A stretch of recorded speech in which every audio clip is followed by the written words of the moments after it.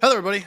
Welcome back to the Drive Pink Dialogue. Inter Miami completes a 2-1 victory over Nashville SC as they continue to climb the table in the Eastern Conference. That's now 5 straight wins for the Herons, and they must be feeling good. This Nashville team is a team that had gone 15 games without a loss. They had won, I believe, 5 straight heading into this game.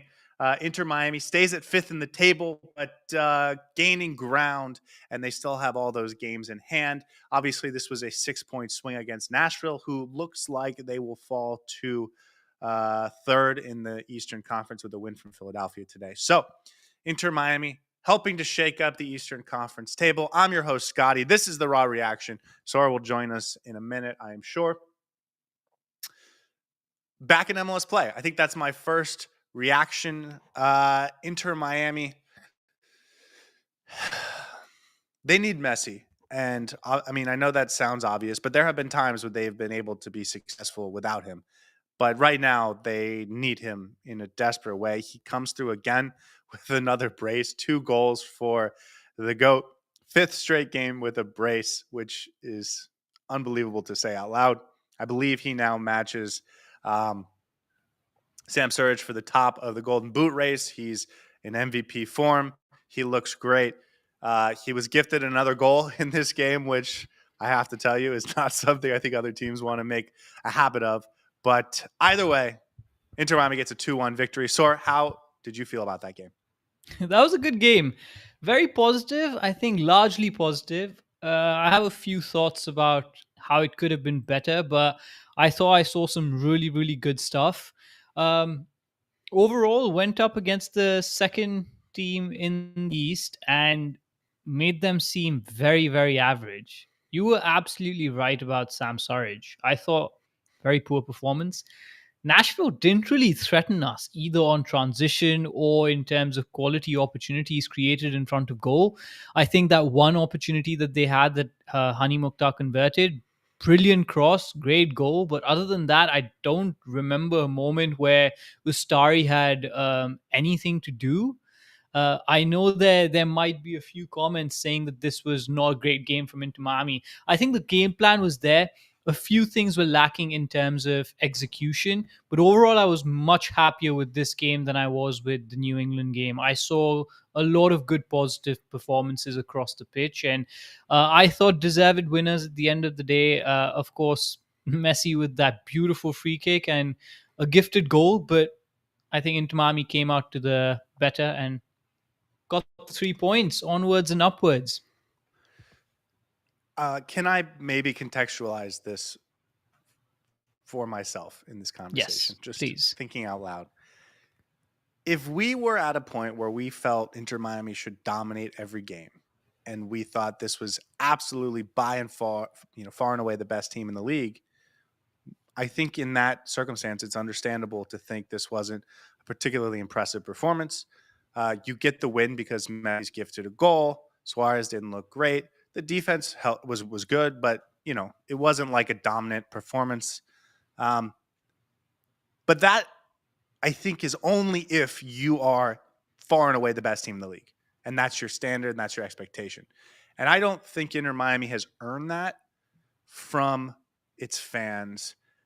One of the things we thought they might be able to do over the course of this 4 or 5 game stretch, and we've been talking about this, is earn the title or the right to be considered the best team in the MLS. But they haven't earned it yet. I think they took a step towards doing that. And so, in that context, I think this is a nice performance at home against a good team. You got to get 3 points. They were gifted a goal. They didn't look like they were going to score a third after that, if I'm being honest, but that doesn't mean the game would have played out the same way. And certainly, if they needed a goal later on, they would have been much more aggressive in trying to go get it. And so, I think overall, this is a nice win for Inter Miami. I do want to contextualize that even further.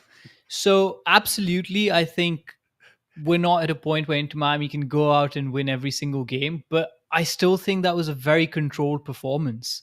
I think we dominated the game, not in the sense of creating opportunities, but Inter Miami looked very comfortable in possession.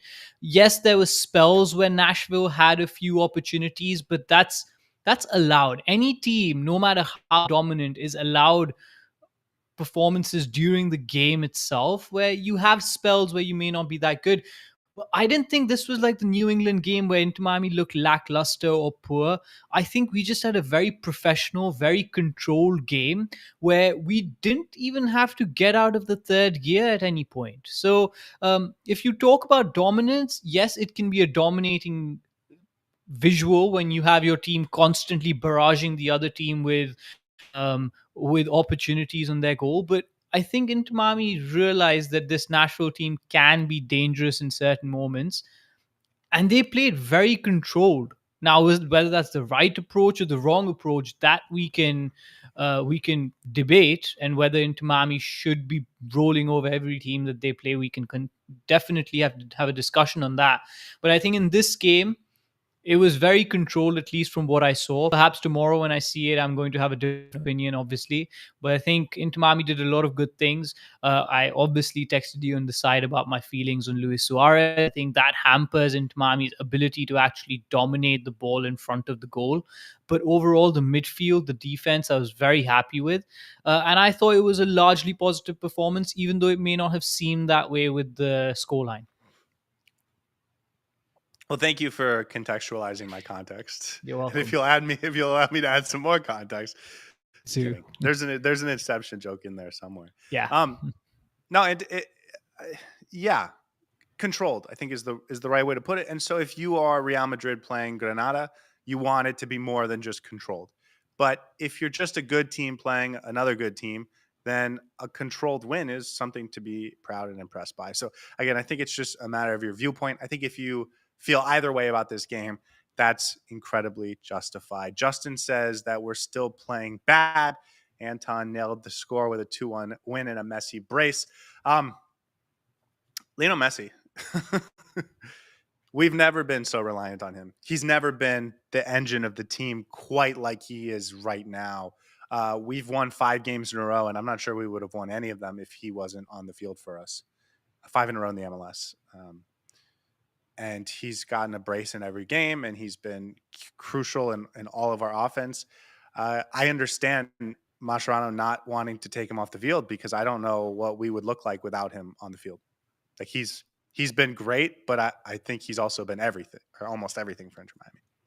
Yeah, it does. You don't want to be in that position if you're into Miami, which hands up. First of all, we're such spoiled fans. Honestly, if someone just Yeah. randomly jumps into this conversation and just hears us talking about how this team is too dependent on Lionel Messi, they will be like, dude, I'll cut off an arm and I'll give you both my legs if you give me Lionel Messi for my team. So, in that sense, very much spoiled. But not a place that Inter Miami wants to be in the long term, because relying on one player is never great. But when that one player is Lionel Messi, can you really do much? I don't Well, know. they don't have to be this way. Yeah. Like they weren't like this last year. They were multidimensional. Tonight's game, Suarez wasn't particularly good. Jordi Alba didn't have a particularly big impact. Tadeo Allende Yeah. did not do much. Baltasar Rodriguez, when he came on, did not do much. And Benjamin Kramaski, when he went out to the right, was okay. So you're talking about a lot of your forward line, a lot of your attackers being invisible, being not particularly productive. And so, yeah, it's nice to have a Lionel Messi where you can still get a win when everyone else is in that front line isn't playing well. But it's like nervy in the long term. So it's great for tonight. It got us a win against a good team, but I certainly think that opens the door for questions in the long run. And if Messi does not score a brace every single game, what does that mean for Inter Miami? And how do they overcome that if they need to? So questions to be answered, but I don't think that means we need to be overly negative about this one game. Let's Jake talk says, about the positives. Jake's saying we're not playing that well. Miami King says better than last Yeah, game. I agree. Thomas says you look good beardless. And if anyone is listening to this on Spotify or Apple Podcasts or anything like that, I encourage you to go check out the YouTube channel because you can see Saur's dapper face for the first time in a long time. Any other performances you want to talk about? Because I thought David Martinez was really good. And I I think we want haven't to, even started talking about the good performances, so we should talk we'll, about the good performances. yeah, let's start with David Martinez. I want to go back and rewatch the goal and see the build up to that play to see exactly what went wrong on that Hani Mukhtar goal. Hani Mukhtar is a special player. We talked about it in the pregame show. He's a dude. And so for him to score a goal, not a surprise, doesn't mean you're a bad player if you give up a goal to him. I thought aside from that one moment, and I'm not even necessarily blaming it on David I don't think Martinez, it was he was forward because I'll tell you why. Schaffelberg made a run inside as well that took David Martinez away, and yeah, then Hani Mukhtar was completely free. I Should have been understand. probably marked by someone in the midfield, Well, if you ask Kremasky me. tried to But yeah, Kremasky tried to follow him and was late. But anyways, aside from that one moment, I thought he was exceptional. David I Martinez. think phenomenal. If this was his last game for Inter Miami, by the way, what a way to go. Because at some points during the game, I was thinking to myself, Martinez might be the best center that we have right now in terms of form because he looked exceptional on the ball. The number of times he had those passes into Allende, into Messi, just pinging them out, I was like, I'm going to miss this because it was great. And I think everything good that was happening for Inter Miami in this game was because our centre backs, including Maxi Falcone, were very assured. They worked really well together. You were absolutely spot on when you mentioned that if you have high IQ centre backs, they potentially deal with everything Nashville's offense has to offer. And I thought they did really well. They communicated well. The spacing was great. Everyone was covering runs in behind, except a couple of moments here and there, and obviously the goal. But overall, across 97 minutes, I thought David Martinez was one of the best performers on the pitch, hands down. Uh, Great performance from him. And if this is his last game for Inter Miami, phenomenal. It it's a shame that Javier Mascherano never really gave him a chance to be a part of his future. And maybe he tried to in the first couple games 'cause he did have that injury, and maybe that injury kind of eliminated it for him. He only started 3 games this year, and one of them was at left back in the MLS at least. So clearly wasn't a part of Javier Mascherano's plans, has never been a part of Javier Mascherano's plans. But in this game, you kind of wonder, like, why not? Because clearly there's a player there. And what do you even mean by plans, right? If the player is quality, and if he is definitely serviceable in terms of what he brings to this team, and probably better than 2 or 3 defenders in this roster, I don't see why you shouldn't keep him. Regardless, that's I think a conversation for tomorrow. But for today, I think his performance proved that if this was a different circumstance, he would probably be Inter Miami's leading centre back. And that's Good what luck Tata to him. Martino brought him in, brought him in to be. And I think we both trust Tata Martino's opinion on players more than Javier Mascherano. Elmer says, I don't get why Mascherano doesn't bring Fafa in around the 70th minute for Suarez. We haven't seen Fafa in a couple games. He may have worked his way out of sort of the plans for this team. And that's also kind of nervy or scary to say because we already don't use our bench very much. It's not good to see another guy be out of favor from the coach. I don't understand. It's not like he's done anything. He was scoring He did have a miss sporadically. against Palmeiras. Yeah, but That's it. that's like crucifying somebody for one mistake. In I'm that not case, you sure. can crucify Suarez for I'm not sure he's every. played since that game. I think he has off the bench. He had like 5-10 minutes, but I don't know what Fafa Pico has to do to get minutes because I'm gonna be honest with you, man. Suarez is not made for 90 minutes anymore.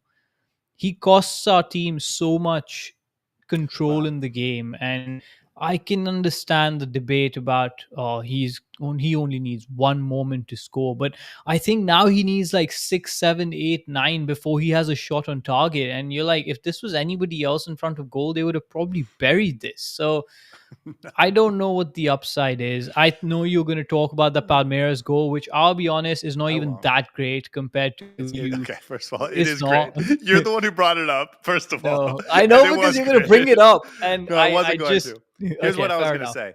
Yeah, There was no opportunity for Suarez today that Sam Sturridge would have scored. Okay. So it wasn't like Suarez didn't have a good game. I'm not going to pretend like he did. yeah, yeah. I also wasn't going to bring up the Palmeiras goal for the record. You brought it up. Um, but yeah, Uh, No, he didn't have. He had that sort of bicycle kick thing he tried. Sam Surge is not doing it. Like, okay, come on, let's be realistic here. let's talk about the positives. I mean, Hani Mukhtar might have, and Messi would have on this in this Yeah. form. Miami King says Martinez masterpiece, but he is going. Um, Bizrat says a win is a win. Nashville's a great team. This was a hard game. Did it Yeah. feel like a hard game to you? No, it It did didn't feel not. like a hard game to me. I They told you, it felt controlled it. like at some point it felt like a walk in the park. I'll be honest. Yeah. If you look at the game state, because obviously analytical websites that show you how much Inter Miami is controlling versus how much Nashville's controlling, I can bet you, I haven't seen it yet, but I can bet you Inter Miami, at least in the first half, dominated at least 35 to 40 minutes.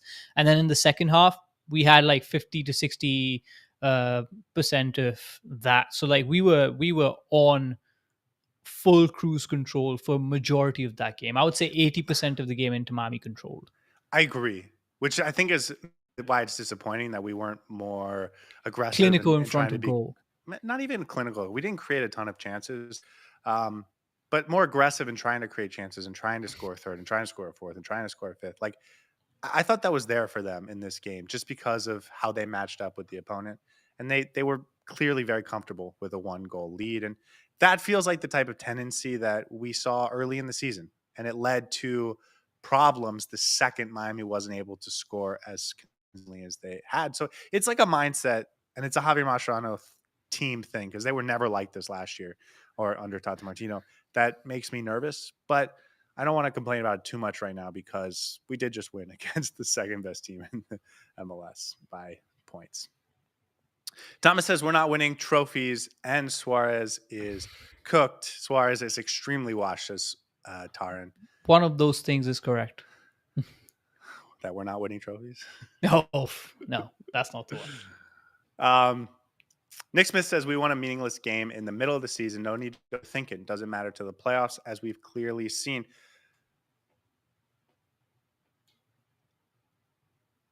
Do you not think that last year in the playoffs, some of the things we saw all season that we weren't able to correct came back to bite us? Like, I think this is the time you fix the things that are causing you issues. They had I don't know if they had a chance, but they had a ball in our final third in the last 5 minutes of the game. And if you get another really nice cross from Nahar, like, and it's a 2-2 draw, and it's like a game you controlled for 80 minutes and you only get 1 point out of at home. Like, it wasn't close to happening, but it wouldn't have been unbelievable if it had happened. And so I just makes me nervous. But then again, you're making it seem like Inter Miami's a team that's going to steamroll their opponents, right? That's not what we're going to do. Host Josue says you guys severely overhyped Nashville. I agree. To be clear, I agree. to be clear, I said we were going to win 5-0. So I don't know if I overhyped them.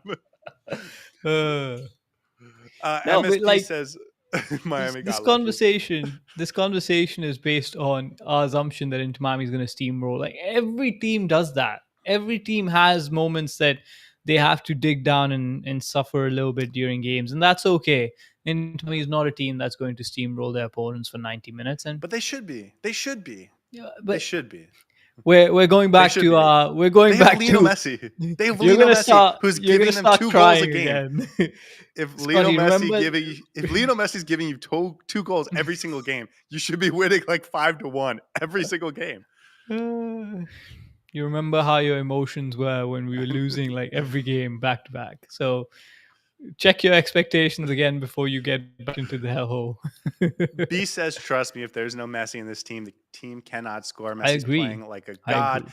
Alexi, Messi is saving us from the past couple games. Pythia says Allende's touch is awful. It is. I told you a couple weeks ago. He has the worst touch on the team.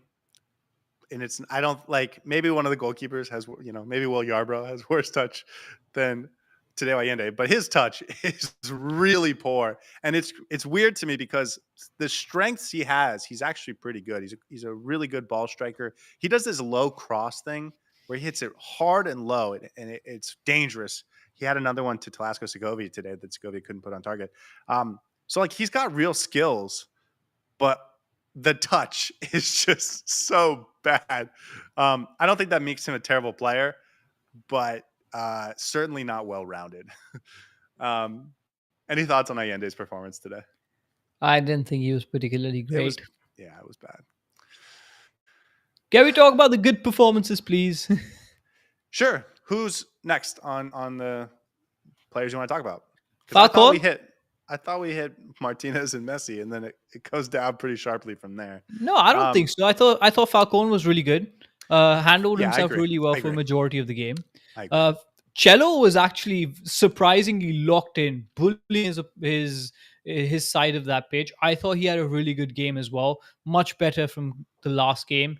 So no complaints from my side about Cello because we know this Nashville team loves to score from the flanks, and I thought Cello did a really good job of locking it down, but also maintaining possession. I thought Segovia was phenomenal. I don't know about you, but I thought he was really good in just keeping the ball, using his strength, and I thought him and Cello on that side of the pitch had a really, really good game. And I thought Kremaski had a very positive game. So for me, those 4 or 5 players overall, other than Messi, had a really good game. Defense and midfield overall was quite good. I agree with that. I agree. I think Kremaski, Busquets, even Cello. Yeah. I thought Jordi Alba even. MR says that he liked Weigand, Martinez, and hmm Alba I today. agree. Didn't love Redondo, Allende, and Suarez. Natalia says Surridge almost no touches tonight, and that's a good thing. And I think that goes to your point about Falcone and David Martinez having collectively a really nice game. They made it very difficult for the opposition's attack to really get much going. The one goal they had, which probably was their only real dangerous chance, was a really nice play by a really talented midfielder making a run out of the midfield, and a perfect cross to get it to him. Kremaski, he goes out wide. I thought he had a nice game in that central midfield spot, but then he goes out wide and he plays like a right-sided midfielder. And we've seen a lot of that right-sided midfielder being Allende, which he plays sort of in possession. His job is to make those runs in behind. He's much more like a wide forward in possession. Kremaski didn't do that. He sat a little bit deeper when he gets out there, and I thought that's when he was at his best in this game. Was again just a box-to-box tight midfielder who had responsibilities on that half of the pitch. It's really like a prime role for him, and it's nice to see him there. I thought he had a solid first 60 minutes before he moved out there, but I thought the last 30 minutes he was really nice.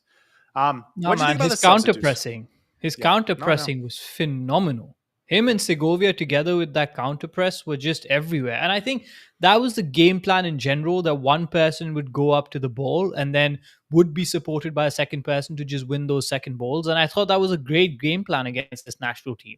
You completely smothered them. And then our ability to play out in tight spaces was also much improved in this game. So there were a lot of positives, and I thought Benjamin Kromaski was at the heart of a lot of that.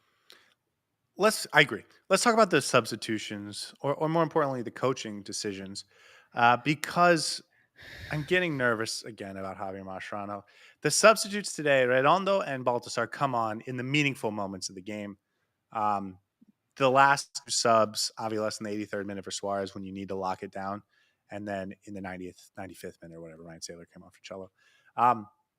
Baltasar's getting minutes because they have to give him a chance to see what he's got. I didn't think he had a particularly impactful opportunity here, but also Redondo came on. And you texted me, you were nervous because they looked like they were taking Segovia and Kremaski off. Kremaski stays on, but in a different position. And I felt like the team did get worse because of Yeah. these substitutions. No, the two best things that were happening was the counter pressing from Benjamin Kromaski and the ability to control the ball from Segovia. You took the ball control away by taking Segovia off. And then the problem is they're not like for like substitutions either. So the quality immediately drops. I didn't think Redondo was particularly bad, but I thought Baltazar was also fine, but it's just not the same. And you can see that every time Javier Marchano makes these substitutions, Inter Miami's rhythm just completely falters, whether it's because the quality is no longer there or those players can't do the same things that the players who were taken off could do.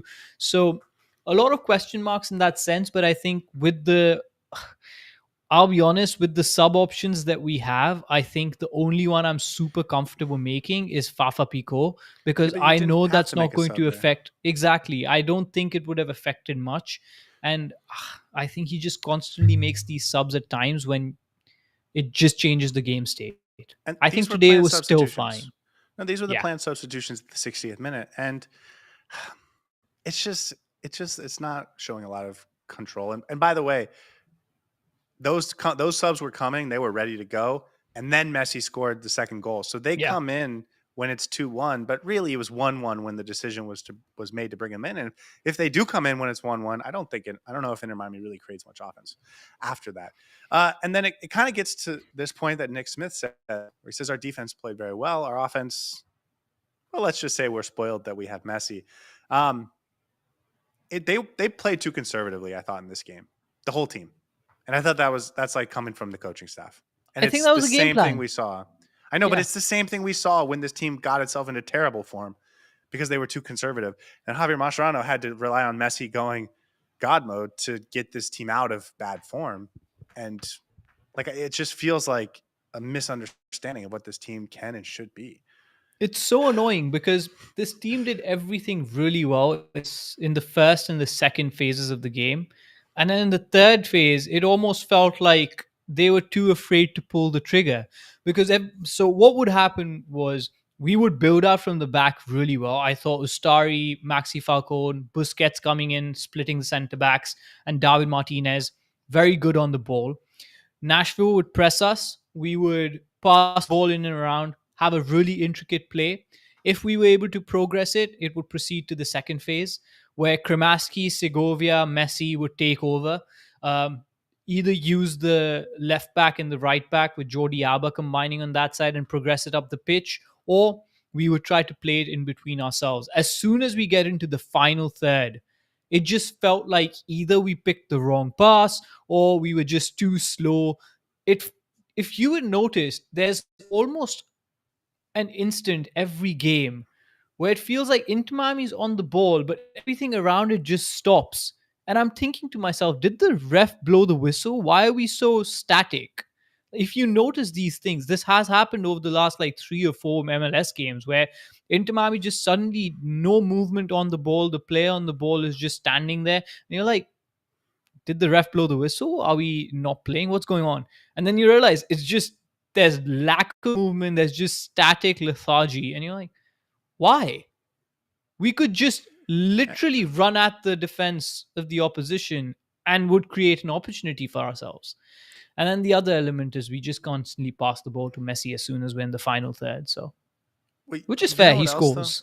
You know what else? And this is something we saw early in the season. You know who doesn't get forward that much? Jordi Alba. Jordi Alba. And you know how we got out of being in the worst form of the Messi era? By pushing Jordi Alba up the field. So this is what I'm talking about. This is maybe a good indicator. Like we're going back into this sort of mode that I think Mascherano wants the team to play in that doesn't suit this team, and they have been bailed out by some Messi goals. So I'm gonna I'm gonna wait because I don't want to get too like they won today. And I think it's important to remember that. And Myrna reminds us in my book, if you win, you've earned it, she says. The performance was solid. There's room for growth. Remember, we came out of 6 or 7 defeats. Just let them adjust. Suarez needs to be rested. They did win. And this is the MLS, and that's not always a guarantee, but They won against the second best team in the East right now. So, good for third us. best after we beat them. Yeah. By the way, they haven't lost in because 13 Philadelphia jumped games. them. 15. 15 games, and they if you come up include the against overtime. Inter Miami, Yeah. and they just weren't as good. So They weren't there that you go. good. We could totally contain them, but No, they genuinely weren't that good. If Inter Miami wanted, we could have won this game 4-0. I'll be honest with you. I know, and that's the disappointment. That's where the disappointment comes from because That's where the we're killer's spoiled. edge. No, but the killer edge like would have you going for it like that. I think that's it. You nailed it. The killer's instinct is no longer there. It's not. Yeah. And I think it starts from the coaching staff. And I think that's sort of unforgivable when you have this team. Are we back on the fire, Mascherano, after winning 5 straight games, but they're Oh not my good enough? god. No, I'm kidding. No, that would be spoiled. Bizrat says, Saur, grow the beard back. I'm getting mixed signal, guys. We You should have probably to- do like a poll in the chat You whether have I should to- grow my beard back or not. Do you have to shave your face every game day now because we won? No. Or because they didn't win in a dominant fashion, you don't have to? I think you Maybe, can yeah. carve I out. think You can carve that's out the with answer. that. Yeah. B says, thanks to Messi, he's always a game changer. Ustari, Martinez, and Falcone all solid. Ustari, I didn't think had much to do, except he was in the first half. He had a number of opportunities where he had to come off his line and clear the ball, and I thought he did an excellent job there. And Yeah. I will say, I had kind of forgotten about this because it didn't happen a lot in the second half. That's the thing that I think is his biggest beneficiary trait for this Inter Miami team is when he is able to clear the ball and he has that great instinct for when to come. And so it's again, it allows you to play more aggressive because you have a goalkeeper that's good at sweeping up behind you. And the fact that we don't play at that strength is kind of disappointing, but whatever. Yeah, Ustari had one save because he didn't have anything else to do. Myrna says, Saur, what prompted the clean look? I don't know. I just wanted a fresh perspective in life, and the best way to do that is either cut your hair off or shave your beard. So I went with the shave your beard and cut your hair off a little bit. Look. AZ says, we own Nashville. No fear of them moving forward. I will say, this. though, I used to despise them because they played terrorist football. And now I kind of despise them even more because I just don't like them. I don't like them. Like that celebration from Hani Mukhtar, Nahar, and I just don't like this team. I don't know why. You know what it is? You don't know BJ Callahan because you're not a U.S. soccer fan. Yeah. But yeah, if you were a U.S. soccer fan, you would know BJ Callahan, and I think you would root for this team. As No. I want them to have success. Not against Inter Miami. And certainly nothing about today made me afraid of them at all. Yeah. That said, I should mention, as soon as we scored our second goal, Walker Zimmerman came on, and we did not look as good. So something to keep in mind. We scored 2 goals on them without Zimmerman on the field. Bithia says Suarez not being able to hit an open goal speaks to his dive in form. I forgot about that. There was a chance in the first half where there was an open net, and all he has to do is put it on target. There was a defender sort of trying to get in place, so he couldn't have just smashed it, but just like a little chip over and in, Yeah. and he just couldn't put it. He could have actually passed it to Messi as well, and he could have made a better it wasn't shot even. of it. I don't even think he hit the top of the net either. I think he really missed it. I think it went wide too. It's terrible. Josh says, I think it's the roster restrictions. I'm trying to figure out that's what the same he was for talking everyone. about. Yeah, but what is he talking about? I don't Oh. know. Quasar says, if Mascherano is not playing Fafa or Bondo, they need a new forward. I think they're going to get a new forward. Unless they think Baltasar is their new forward. You know what it is? Another RDP is going to solve everything. Yeah, you know what he's going to do? He's going to move Kramaski back up to the wide forward position because he's got the field covered, right? Nick Smith says Fafa hasn't played since Palmeiras. Josue says Fafa has missed multiple clear scoring chances in multiple games already. That's true, but also everyone on this team has, other than Lionel Messi. What has Suarez done in the last 10 games? Scored 1 goal? Rohan says Mascherano outgang just for playing Suarez. Thomas said we talk about that S tier free kick, and that's an exceptional point because that's probably how we should have started this. That free kick from Messi is unbelievable. I mean, this guy, unbelievable that a human being can just be this much better than every other human being at a single sport. I would have been surprised if he didn't score on that, if I'm being honest with you. I was thinking to myself, Nashville gets all these penalties. Well, this is our penalty because that's how we've been scoring. With these free kicks in these positions. It's basically a penalty for Inter Miami because it's almost a guaranteed goal. You know, a penalty I think is worth 0.75 xG. So it's like a 75% chance to convert. And that was a point 0.01 xG, so it's a 1% chance to convert. But I think you're right. When Messi gets it from there, it's basically a penalty because he's Lionel Messi. Nick Smith says we made it look easy while being tired and shorthanded. Good win. On to Cincinnati. Sveterek says Cincinnati is going to be a tough one, definitely. Here's what I'll say. I didn't think this Nashville team was all that.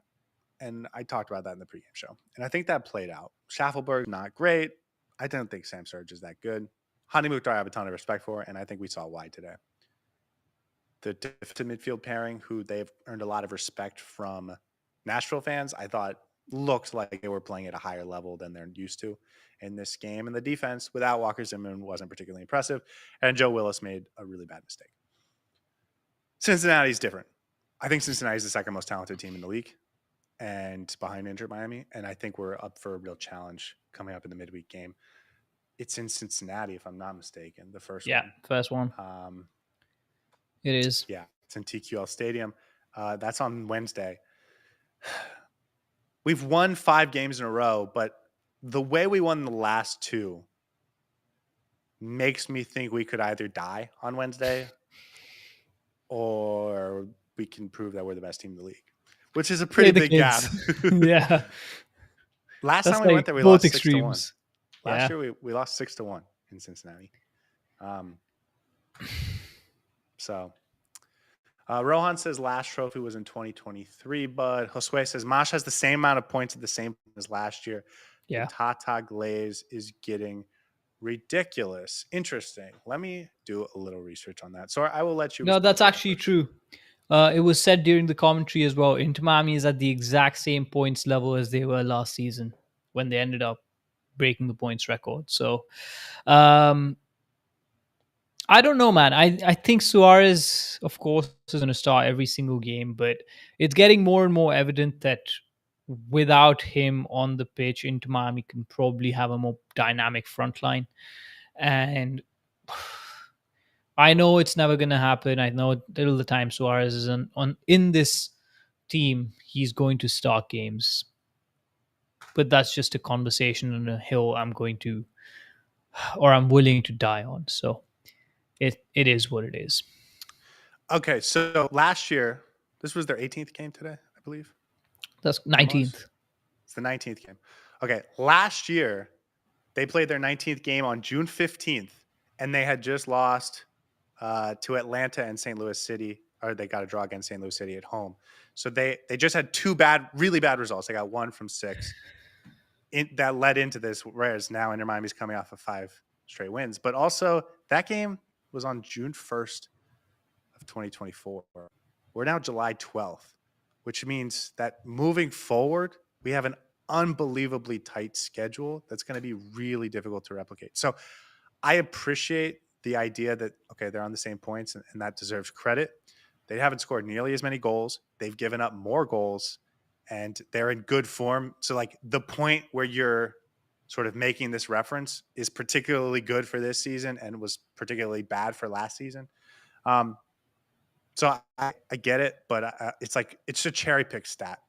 And I want that to be clear. And also they were doing last year without Lionel Messi for half those games. Whereas in statistics, we call it statistically biased. Statistics, we call it statistically butter knifed. Josh says this was an important game. It was an important game. And maybe we should go back to that because we did build this up as a game that if Inter Miami can win, it would really be a statement. They did win, and I think that is a statement. So I don't want to be in this mode where we're like, okay, but do it again. Okay, but do it again. Okay, but do it again. We're such harsh critics, man. We're too harsh critics. Maybe we should temper ourselves a little bit because we're so critical of this team sometimes. Yeah. Yeah, no, this is a good win. Okay, let me see if there's anything else, any other players that we should talk about. What'd you think of Baltasar? I thought he was fine. He had a couple of good moments. He looked good under pressure in tight spaces, played some nice 1-2s with Redondo and Chelawigan, but didn't necessarily impact the game as much, but that's okay, I guess. He was just as good as Allende. Let's just put it that way. I was really glad he came on for not, Allende. yeah. Yeah. Instead of that sub being Segovia and Kramaski, it was Segovia and Allende, and that I think made me feel a lot better. I know he came in and was supposed to play the role that Segovia did, and I don't want to say anything about Baltasar today. Do you see where Rodrigo De Paul would fit into this team? Midfield.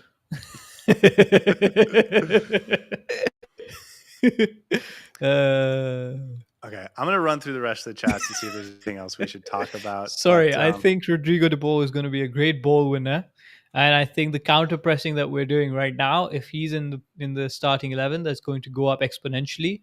I still don't know how we score the goals. So maybe he's the one who's going to help us connect the back line to the front and maybe allow more verticality, because I don't know how we get the incisiveness, especially if the instructions from the coach are to just take it easy in front of goal.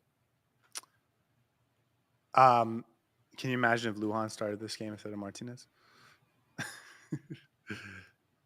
We don't want to make this a negative show. Looks like in the chat, since Columbus just scored another goal and they're up 4-2 on Cincinnati. Cincinnati got out to a really early 2-0 lead, and so never put it past Columbus to just lay it on them afterwards. By the way, Vancouver is losing again. Oh, they're done. They're done. Yeah. They're spent. They're spent. This happens all the time in MLS. A team really gets it together for the first half of the season, and then just they get spent. And by the way, I wouldn't be surprised if that happens to Philadelphia over the next couple weeks. Anyways, okay. Inter Miami finishes the night 5th in the table with 38 points from 19 games. They have 3 games in hand on everyone ahead of them. Columbus with 41, Nashville with 41, Cincinnati with 42, Philadelphia with a win gets 43. So 5 points off the top of the table, 3 games in hand. If they can beat Cincinnati on Wednesday, they're in phenomenal shape to make a run at the Supporter Shield. And if they lose that game, they're in trouble to even stay in the Eastern Conference title race. So it's a big game. And I think this Cincinnati team is legit. I think Inter Miami, if they perform like they played today, they're not going to win that game on the road in Cincinnati. So I know we have 2 games coming back to back against Cincinnati, so I won't be surprised if we lose one and win one. I'll be okay with the draw against Cincinnati, I'll be honest.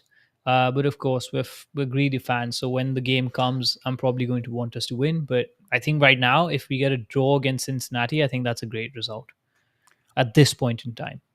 I agree.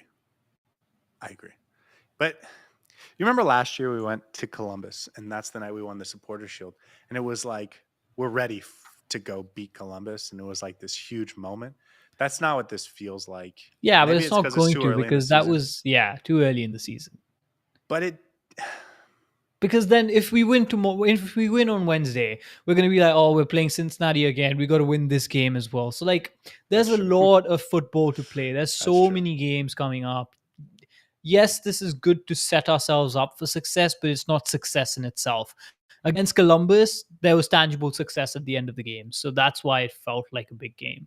This is, okay, even if we lose, not the end of the world. I don't think it's, as you said it, that we may not even be in contention for the Eastern Conference title. I think we are. We definitely are.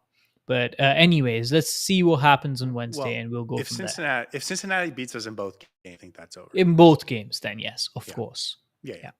That's like a 12-point swing. Yeah. And that's happening in the next week and a half. So 2 weeks, I guess.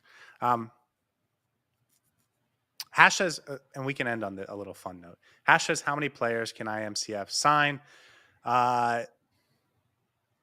Rodrigo De Paul's happening.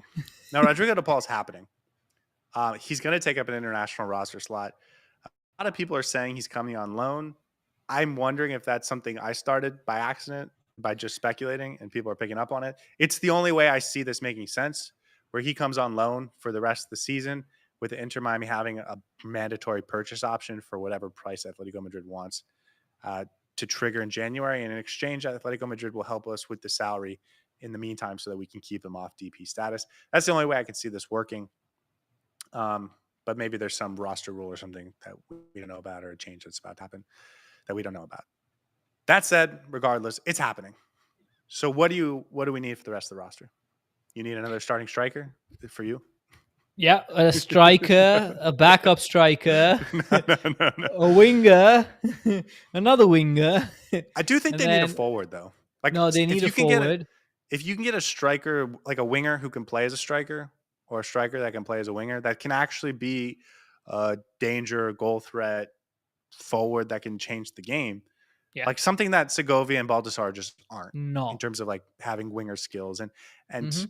Tadeo Allende is certainly a winger. He's a forward, but he's not a well-rounded forward. So I think if they can get a guy like that, that would be huge. And then I think they're going to replace the center back. I think they're going to replace David Martinez spot on the roster. So I think we're looking at 3 players I if agree. things go well. I think we need somebody who can take Unless- the defenders on, Yeah. and like dribble and carry the Yeah. ball and run, Yeah. direct. And then a midfielder We just need a that's great probably player. Argentinian. We need a great player. Midfielder that's probably Argentinian, has 3 letters in his in his abbreviated name. Quite good looking, long hair. His and second then- name has 2 letters in it. Oh, it's DePaul. No, it's De. Rhymes with Mapal. Okay, we're getting That's silly a on the good one. podcast. Yeah. It's I raw think they're gonna reactions, get- guys. I think they're going to get DePaul. I think they're going to try and get a forward. I think they're going to try I think they're going to get a center back to replace David Martinez. Then I think it'll depend on outgoings. I don't necessarily think there's guaranteed to be any outgoings other than David Martinez. But if one would arise, I know someone on Twitter posted about a Federico Redondo rumor, for example. If that type of thing happened, then I think they would replace him with a different U22 DP if they could. I know there's been Talasco Segovia to Real Betis rumors. I think if that type of thing happened, I think they would try and replace him if they could. So, but just based on where the roster's at right now, I think they're going to get DePaul. I think they're going to try and get a forward. And I think they're going to get a center back. And that's what I would expect if I was an Inter Miami fan. Yep, I agree with that. And just for a little bit of an insight into tomorrow's episode, I'm going to be giving the Mapol Award. Josue says, in another universe, Saur would like to sign name most. Yeah, absolutely. And Lynn says, so I like the clean shaven look. Keep it Thank handsome you. and younger. I appreciate Saur, that. I'm still not convinced, but we'll see. You're a dapper man. I hope that you have a great night. Everyone in the chat, I hope you have a great night. We will be back tomorrow. We'll have a chance to rewatch the game. We'll prepare some awards, and we'll talk about what went right and what went wrong. We'll do a little ranting, have a few laughs, and that'll all be tomorrow night. So, guys, thank you so much for joining us. I hope you enjoyed the game. I hope that you had fun. I hope you get a great night's sleep. We'll see you guys tomorrow. Until then. Hey everybody, thanks for tuning in. Do us a favor and hit that like and subscribe button. Since our first viewer, sharing this with you all has been the very best part. So from the beginning until the end, thank you for being a part of this and have a wonderful day.